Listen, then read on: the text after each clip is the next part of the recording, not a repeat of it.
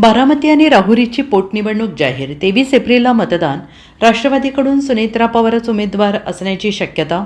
केंद्रीय निवडणूक आयोगाकडून तमिळनाडू, पश्चिम बंगाल, आसाम, केरळ आणि पुदुचेरी या राज्यांच्या विधानसभांच्या निवडणुकांची घोषणा करण्यात आली आहे. तमिळनाडू, आसाम, केरळ, पुदुचेरी या राज्यांची निवडणूक एका टप्प्यात होईल, तर पश्चिम बंगालमध्ये 2 टप्प्यात निवडणूक होणार आहे आणि या निवडणुकीसोबत देशातील विविध राज्यातील विधानसभांच्या 8 रिक्त जागांसाठी पोटनिवडणूक होणार आहे. आणि महाराष्ट्रातील बारामती आणि राहुरी या विधानसभा मतदारसंघाची पोटनिवडणूक जाहीर झालेली आहे. राहुरी आणि बारामतीसाठी 23 एप्रिलला मतदान होईल, तर मतमोजणी 4 मे रोजी होणार आहे. भाजपाचे आमदार शिवाजीराव कर्डिले यांच्या निधनाने अहिल्यानगर जिल्ह्यातील राहुरी विधानसभा मतदारसंघाची जागा रिक्त झालेली आहे. तर दिवंगत उपमुख्यमंत्री अजित पवार यांचं 28 जानेवारीला झालेल्या विमान अपघातात निधन झालं आहे.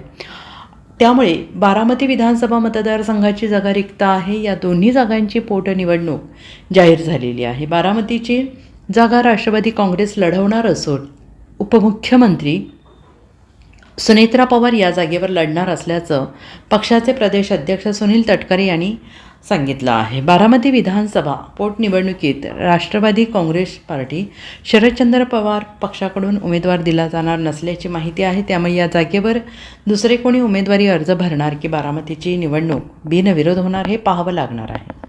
Bureau report, SPN Marathi, Baramati.